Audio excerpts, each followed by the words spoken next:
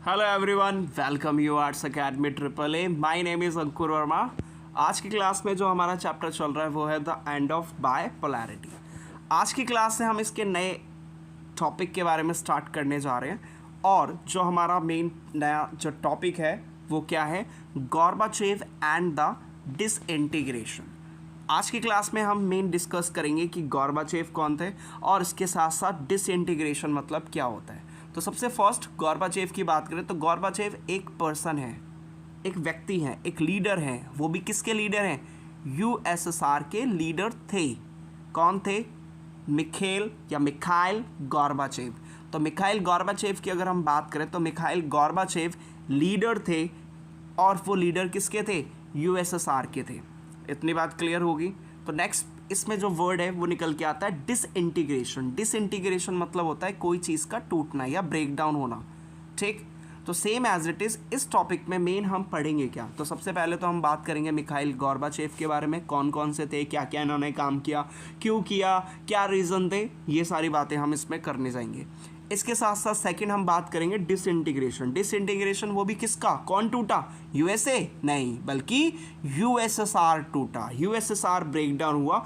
इसके ऊपर हम स्टोरी बात करेंगे कि कैसे स्टेप बाय स्टेप यूएसएसआर कैसे ब्रेक डाउन हुआ, कैसे वो टूटा। दैट मीन्स इसका मतलब ये नहीं कि वो फिनिश हो गया, नहीं, बल्कि इसका मतलब ये हुआ कि वो कैसे ब्रेक डाउन हुआ, उसकी ब्रेक डाउन की प्रोसेस कैसे थी, कैसे कैसे वो टूटना शुरू हुआ, इसके ऊपर भी हम बात करेंगे।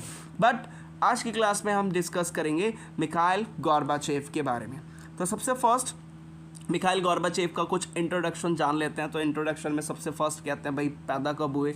तो इनकी जो बर्थ की डेट है वो 2 मार्च 1931 की है। इसके साथ साथ अब जो पैदा हुआ था उसकी डेथ तो ऑब्वियस सी बात हुई की। तो इनकी जो डेथ हुई थी वो कब हुई थी?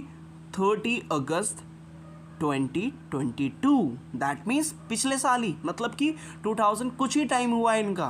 तो इनकी अगर डेट ऑफ बर्थ पूछे तो आपकी जो मेन एनसीईआरटी की बुक में दे रखा है वो है आपकी 1931। इसके साथ साथ और इनकी डेट ऑफ डेथ नहीं दे रखी है, तो मैंने इसमें डेट ऑफ डेथ आपको बताई है, 30 अगस्त है और इसके साथ साथ 2022 है। पूछ सकता है रिसेंटली मतलब हुए हैं इंसिडेंट्स, तो एक नंबर में आपसे आस्किंग कर सकता है फॉर योर जनरल पर्पस।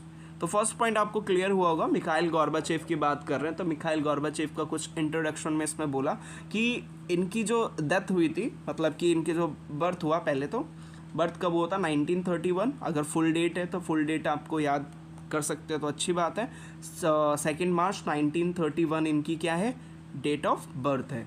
इसके साथ डेट ऑफ डेथ की बात करें तो डेट ऑफ डेथ कितनी है?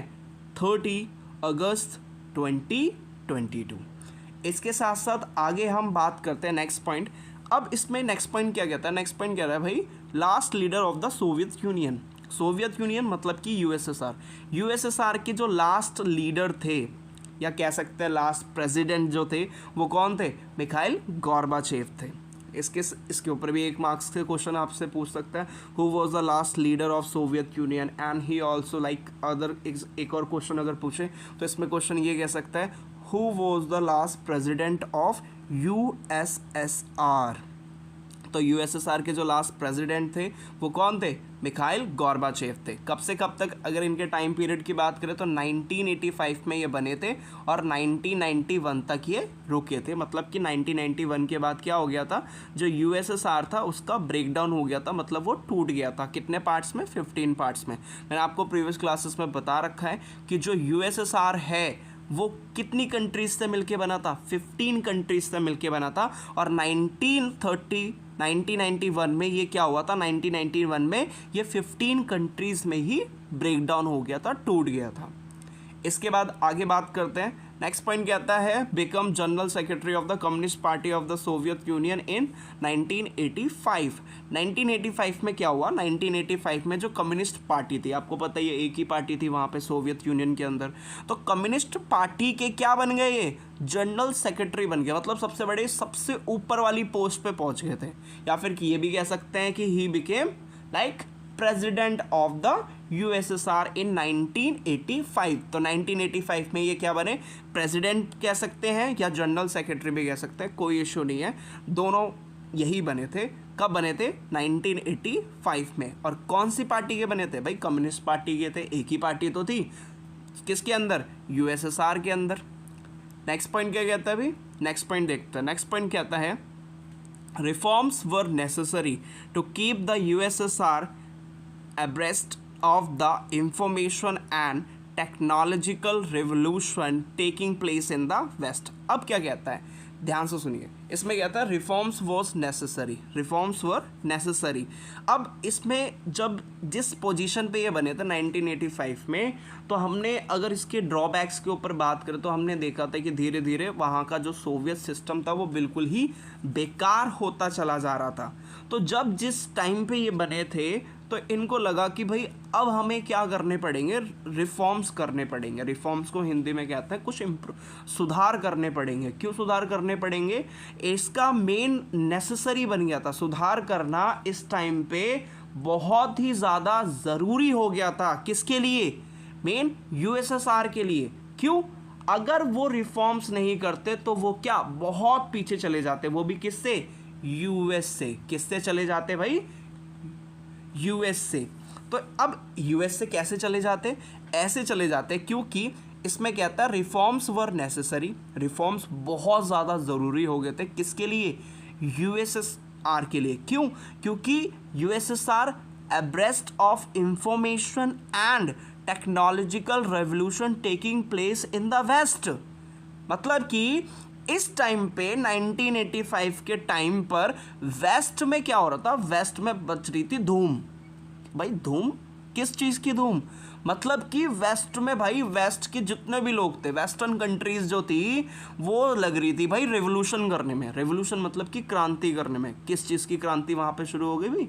ऑलरेडी जब कोल्ड वॉर चल रहा है तो भाई कौन सी क्रांति दूसरी स्टार्ट हो जाएगी? ये क्वेश्चन है। तो इसमें भाई जो इसमें रेवोल्यूशन हो रही थी ना, रेवोल्यूशन चल रही थी भाई इंफॉर्मेशन और टेक्नोलॉजी में। मतलब कि भाई फुल टेक्नोलॉजिकल, और इन्होंने क्या किया? रेवोल्यूशन करनी शुरू कर दी। मतलब कि अपने नेटवर्क्स को बढ़ाना शुरू कर दिया, new types of services, internet, ये सब चीज़ें इन्होंने क्या कर दी? धीरे धीरे शुरू कर दी। तो इस टाइम पे वेस्ट के अंदर चल रही थी भाई रेवोल्यूशन। किस चीज़ की? इंफॉर्मेशन और टेक्नोलॉजिकल की। मतलब कि इंफॉर्मेशन मतलब एक जगह से दूसरी जगह इंफॉर्मेशन ट्रांसफ़र करने के लिए better source of communication develop करने शुरू किए इन्होंने। सेकंड थिंग टेक्नोलॉजिकली, मतलब कि टेक्नोलॉजी की तरफ बढ़ना शुरू हो गए। तो अब इन सब चीज़ों को भाई किसने देख लिया? गोर्बाचेव ने देख लिया। और गोर्बाचेव ने इन सारी चीज़ों को देखा, और ये मतलब काफ़ी मतलब इंटेलिजेंट पर्सन तो थे ही। इन्होंने उस चीज़ को मतलब मेज़र कर लिया कि भाई अब हमें भी रिफॉर्म्स करने पड़ेंगे, और रिफॉर्म्स करना बहुत ही ज़्यादा नेसेसरी है। क्यों नेसेसरी है? अगर हम रिफॉर्म्स नहीं करेंगे तो भाई यूएस की बराबर कैसे करेंगे? बराबरी कैसे करेंगे? एब्रेस्ट मतलब होता है बराबरी करना। तो हमें भाई बराबरी करनी है। किससे बराबरी करनी है? वेस्ट से। तो इसलिए हमें भी क्या करने पड़ेंगे? रिफॉर्म्स करने पड़ेंगे। तो ये सिचुएशन किसके सामने निकल के आ गई भाई? गोर्बाचेव के सामने निकल के आई। तो इस पॉइंट में ये कहता है रिफॉर्म्स वर नेसेसरी। रिफॉर्म्स बहुत ज़्यादा ज़रूरी थे। किसके लिए ज़रूरी थे? यूएसएसआर के लिए। क्यों? अगर वो रिफॉर्म्स नहीं करेगी तो भाई बराबरी नहीं कर पाएगी। वो भी किससे? वेस्टर्न कंट्रीज से या यूएस से। और वो भी किस फील्ड में? इंफॉर्मेशन और टेक्नोलॉजी में। तो इसलिए अब क्या हुआ? मेन इन्होंने सोचा चलो भाई कुछ ना कुछ सुधार करने पड़ेंगे यूएसएसआर के अंदर। तो इन्होंने क्या किया? दो तरह की पॉलिसीज़ निकाली इन्होंने। पॉलिसीज़ मतलब रिफॉर्म्स किए। रिफॉर्म्स पहला तो इन्होंने इकोनॉमिक रिफॉर्म किया, और दूसरा रिफॉर्म कौन सा किया? पॉलिटिकल रिफॉर्म्स किया। तो इन्होंने दो पॉलिसीज़ चलाई थी। इंपॉर्टेंट है, बहुत ही ज़्यादा पूछ सकता है कि भाई कौन कौन सी पॉलिसीज़ चलाई थी भाई? किसने? मिखाइल गोर्बाचेव ने। तो सबसे पहली पॉलिसी का नाम था भाई पेरेस्ट्रोइका, और दूसरी जो पॉलिसी का नाम था उसका नाम क्या है? ग्लासनोस्ट। तो ये दो तरह की पॉलिसीज़ चलाई, वो भी किसने? गोर्बाचेव ने। कहाँ पे चलाई भाई? यूएसएसआर के अंदर चलाई।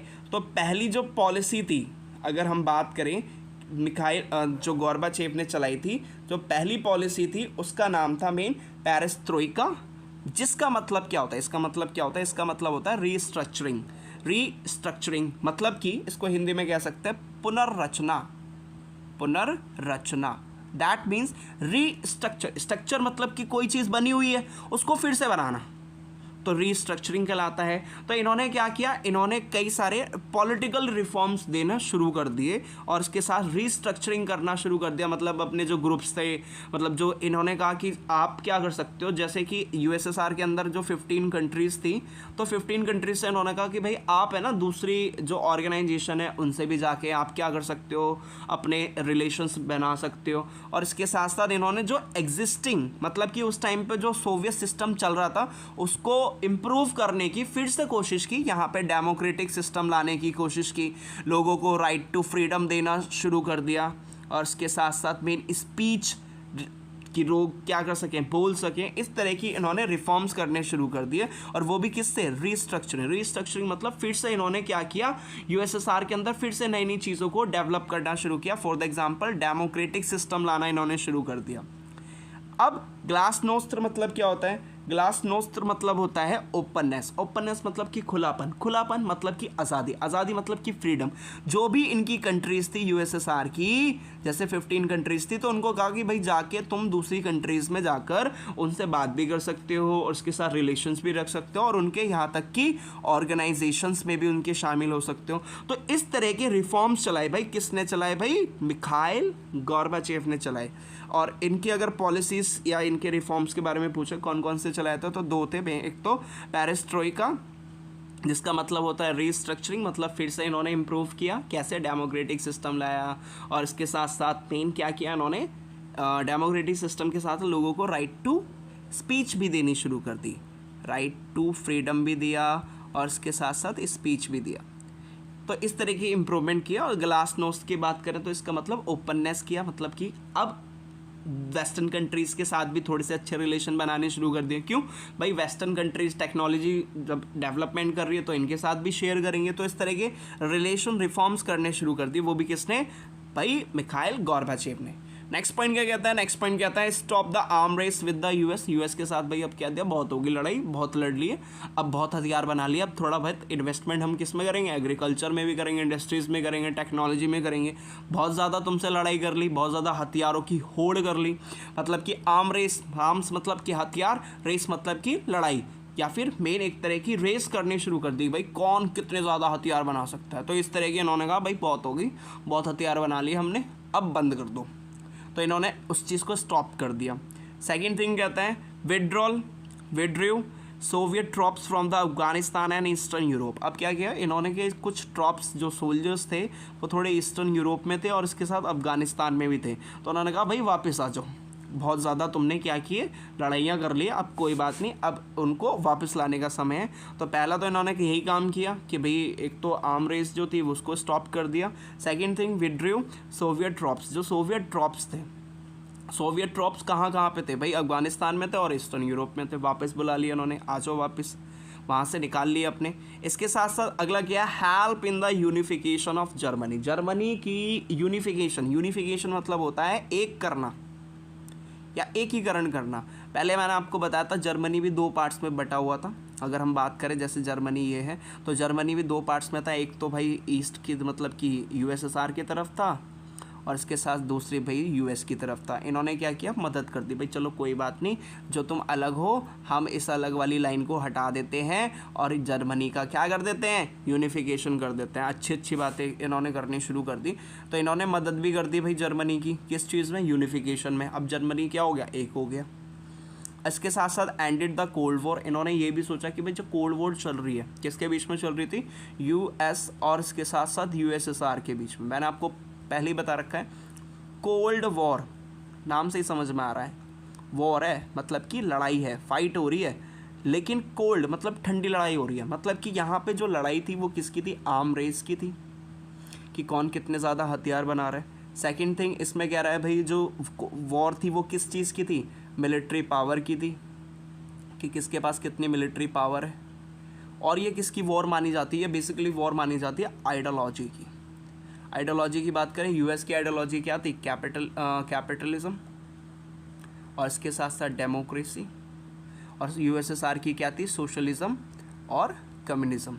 तो इस तरह की मेन ये कोल्ड वॉर चल रही थी। तो उन्होंने कहा कि भाई बहुत होगी कोल्ड वॉर, अब थोड़े फ्रेंड रिलेशन भी बनाना शुरू कर देते हैं। इसके बाद अगला कहता है blame for the disintegration of the Soviet union. भाई इतने सारे पॉइंट्स पढ़ के तो हमें तो ये लग रहा है कि भाई अच्छे काम कर रहा है, बहुत अच्छे काम की इम्प्रूवमेंट तो हो ही रही है, लेकिन फिर भी लोगों ने क्या कहा, लोगों ने कहा भाई ये सोवियत जो यूनियन टूटा है ना, उसका मेन रीज़न इस पर्सन को माना जाता है कि क्यों इन पर्सन ने क्या किया, रिफॉर्म्स किए। अगर ये रिफॉर्म्स नहीं करते तो सोवियत यूनियन टूटता भी नहीं। बट लास्ट में कुल मिला के अब जो वही कहता है ना कि जो अच्छाई करता है सारी मेन सारी चीज़ें उसी को मिलता है, ब्लेम सबसे ज़्यादा उसी को मिलता है। तो इन्होंने तो भाई अपनी तरफ से बहुत अच्छे काम किए, अब किए भी हैं कि भाई इस तरह की पॉलिसीज़ लेके आ रहे हैं। जो पहले पॉलिसीज़ हमने ड्रॉबैक्स में पढ़ा है वो तो मतलब वो तो पॉलिसीज़ तो मतलब उनसे तो काफ़ी अच्छी पॉलिसीज़ थी, और मेन लोगों की इम्प्रूवमेंट करने की भी कोशिश की, और थोड़े टाइम तक रहते तो मतलब और अच्छा कर सकते।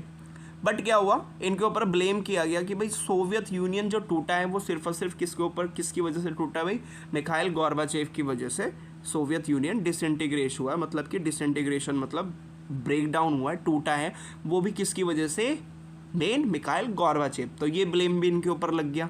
लास्ट पॉइंट क्या कहता है, लास्ट पॉइंट कहता है Gorbachev decision to normalise relation with the West. और इन्होंने लास्ट में ये सोचा कि भाई अब मेरे को रिलेशन अच्छे करने हैं, और वो भी किसके साथ करने हैं, वेस्ट के साथ करने हैं। तो ये सारी की सारी चीज़ें हमने डिस्कस की किसमें, मिखाइल गोर्बाचेव के बारे में।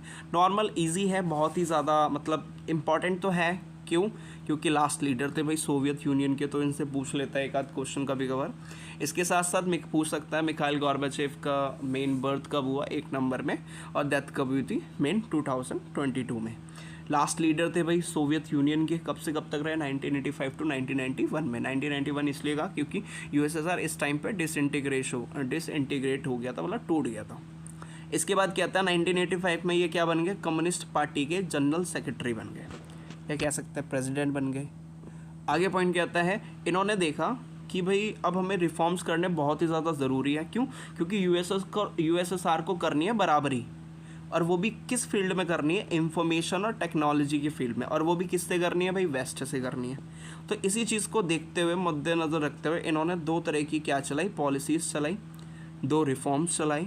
पहला नाम था पेरेस्ट्रोइका और दूसरा नाम था ग्लासनोस्त। पेरेस्ट्रोइका मतलब रीस्ट्रक्चरिंग, मतलब फिर से चीज़ों को फिर से बनाना। इन्होंने डेमोक्रेटिक सिस्टम लाया, और इसके साथ साथ इन लोगों को फ्रीडम देनी शुरू कर दी, राइट टू स्पीच, और बिजनेस में भी थोड़े थोड़े लोगों को कहा कि आप अपने भी कर सकते हैं। और ग्लासनोस्त मतलब की बात करें तो इसका मतलब ये कि इन्होंने क्या किया, ओपननेस करना शुरू। ओपन मतलब कि मेन अब आप क्या कर सकते हो, अपनी पार्टीज़ भी मेन धीरे धीरे इन्होंने सपोर्ट करना शुरू किया, दूसरी कंट्रीज़ के साथ जाके आप रिलेशंस बेटर कर सकते हैं। इस चीज़ के लिए भी इन्होंने ओपननेस किया, मतलब अपने व्यूज़ को अपने खोलना शुरू कर दिया कि हाँ ठीक है आप जा सकते हो, कोई प्रॉब्लम नहीं है।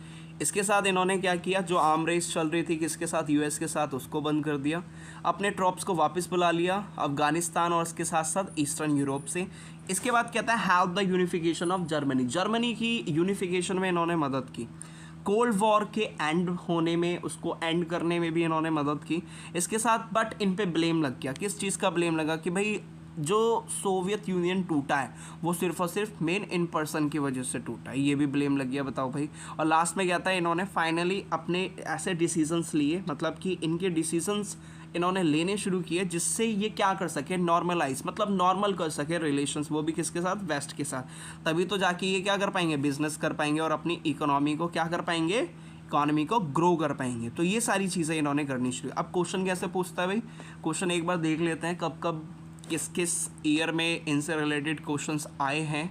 तो सबसे फर्स्ट अगर हम क्वेश्चन की बात करें तो उसमें लिखा हुआ है describe the role of Gorbachev to reform the Soviet system. तो 2015 में आस्क हुआ है ये क्वेश्चन। 2015 में क्या आस्क हुआ है कि भाई दिल्ली 2015 में पूछा गया भाई डिस्क्राइब करो, बताओ कि गोर्बाचेव का क्या रोल था रिफॉर्म्स में सोवियत सिस्टम में। तो इन्होंने कौन कौन से रिफॉर्म्स करे, तो इनकी स्टार्टिंग एक बार थोड़ा सा आप इनकी इंट्रोडक्शन बता सकते हो। जनरल सेक्रेटरी थे कम्युनिस्ट पार्टी के और 1985 में बने। इन्होंने रिफॉर्म्स किए, 2 तरह की पॉलिसीज़ चलाई थी, ग्लासनोस्ट और पेरेस्ट्रोइका। तो पहली इन्होंने ये रही पॉलिसी पेरेस्ट्रोइका और ग्लासनोस्ट चलाई, स्टॉप किया आर्म रेस को और इसके साथ न्यूक्लियर वेपन्स की जो कंट्रोल करना शुरू किया, अपने ट्रॉप्स को भी वापस बुला लिया था अफ़गानिस्तान और इसके साथ ईस्टर्न यूरोप से, और लास्ट में यूनिफिकेशन में मतलब जर्मनी की यूनिफिकेशन में हेल्प की। तो बेन्स ईजी है क्वेश्चन। अगला इसमें नेक्स्ट क्वेश्चन क्या पूछता है, नेक्स्ट क्वेश्चन इसमें ये पूछ सकता है आपसे, एक्सप्लेन एनी 6 फैक्टर, ऐसे 6 फैक्टर्स बताओ फोर्स जिसने फोर्स किया गोर्बाचेव को, वो किस चीज़ के लिए फोर्स किया कि भाई तुम क्या करो, रिफॉर्म्स करो। तो explain any 6 factor that force Gorbachev to initiate reforms in the Soviet Union and दस, इसी के चलते एक और ऐसी पूछा गया, what were the factor that force Gorbachev to initiate reforms in the USSR, मतलब कि ऐसे कौन कौन से फैक्टर्स थे जिसकी वजह से मतलब उनको फोर्सफुली कहा गया कि अब आपको रिफॉर्म्स करने ज़रूरी है। तो गोर्बाचेव को जो फैक्टर्स रिफॉर्म्स करने के लिए फोर्सफुली कर रहे थे वो कौन कौन से थे, सबसे फर्स्ट इसमें क्या आता है कि एक तो भाई क्या था, मेन जो वेस्ट था वो बहुत ज़्यादा आगे बढ़ता चला जा रहा था इंफॉर्मेशन और टेक्नोलॉजी में, तो उसको मेन बराबरी करना बहुत ज़्यादा ज़रूरी था, इसलिए उन्होंने रिफॉर्म्स किए। नेक्स्ट पॉइंट क्या आता है, गोर्बाचेव क्या थे, मेन गोर्बाचेव अपनी जो यूएसएसआर था, यूएसएसआर को एडवांस कंट्री बनाना चाहते थे और मैच कराना चाहते थे, मतलब उससे भी आगे ले जाना चाहते थे, किससे आगे, वेस्टर्न कंट्रीज से भी आगे ले जाना चाहते थे, इसलिए उन्होंने डेमोक्रेटिक सिस्टम भी इंट्रोड्यूस किया। इसके साथ साथ गोर्बाचेव ने क्या किया, लिबरल्स और इसके साथ साथ फेवर नॉर्मलाइजेशन और यूएसएसआर के साथ मतलब करने शुरू किए, मतलब कि मेन लिबरल आउटलुक देना शुरू किया, मतलब फ्रीडम देनी शुरू कर दी लोगों को। नॉर्मलाइज मतलब अपने रिलेशंस अदर वर्ल्ड के साथ उन्होंने अच्छे करने शुरू कर दिए, और वेस्टर्न कंट्रीज़ के साथ भी इन्होंने इम्प्रूवमेंट करना शुरू किया। गोर्बाचेव ने कई सारे एडमिनिस्ट्रेशन स्टैग्नेशन मतलब कि एडमिनिस्ट्रेशन में भी कई सारी प्रॉब्लम्स फेस की, किस तरह की, जैसे करप्शन हो गया, डेमोक्रेसी नहीं थी, तो इस तरह की भी इन्होंने, इसकी वजह से भी इनको लगा कि अब तो भाई रिफॉर्म्स करने चाहिए। इसके साथ साथ मेन अब एक बात करें तो इनकी जो इकोनॉमिक और सोशल और पॉलिटिकल जो सिचुएशन थी वो भी बहुत ज़्यादा ख़राब होती चली जा रही थी।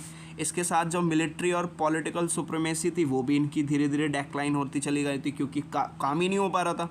फॉरेन पॉलिसी और इसके साथ जो सोवियत इन्वेशन, मतलब सोवियत ने अटैक किया था किसके, अफ़गानिस्तान में, मतलब कि अपने ट्रॉप्स को फेस किया था, तो उन सभी वजह मतलब उन वो सारे रीजंस थे जिसकी वजह से मेन अब उनको लग रहा था कि भाई अब तो रिफॉर्म्स करने पड़ेंगे वरना सोवियत यूनियन चल नहीं पाएगा। तो सबसे पहला रीज़न इसमें टेक्नोलॉजिकल डेवलपमेंट हो रहा था ऑल ओवर वर्ल्ड में वेस्ट की तरफ, इसके साथ ये इसका रीज़न था सबसे पहला। दूसरा रीज़न ये था कि वो अपने खुद भी उनके अंदर मन था कि भाई मेरे को भी अपनी कंट्री को आगे लेके जाना है, पीछे रखना नहीं है, और मुझे भी वेस्टर्न कंट्रीज से आगे लेके जाना है। थर्ड रीज़न अगर हम बात करें, वो रिलेशंस, वो कोल्ड वॉर के मतलब वो चाहते नहीं थे कि आर्म रेस हो, तो इस वजह से भी उन्होंने रिफॉर्म्स किए।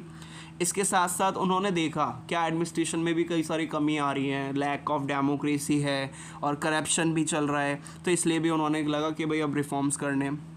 इसके साथ साथ वो क्या मेन रिफॉर्म्स के थ्रू वो क्या करने चाहते थे, जो उनकी इकोनॉमी थी, मतलब कि उनको दिखना शुरू हो गया कि जो हमारी इकोनॉमिक लाइफ है, सोशल और पॉलिटिकल, वो भी कई सारी चीज़ें एक तरह से स्टॉप हो गई हैं, एक तरह से स्टैग्नेशन मतलब होता है एक तरह का, मेन कह सकते हैं रुक सी गई हैं। तो उस तरह की मेन, और जो मेन उनकी जो पॉलिटिकल सुप्रीमेसी थी वो भी धीरे धीरे डाउन जा रही थी, तो उसको भी अप करने के लिए उनको लगा कि अब तो भाई रिफॉर्म्स करने पड़ेंगे ही, और इसके साथ मिलिट्री रिफॉर्म्स भी करने शुरू किए। तो ये सारी चीज़ें इसी से रिलेटेड है। होपफुली आपको समझ में आया होगा। Thank you.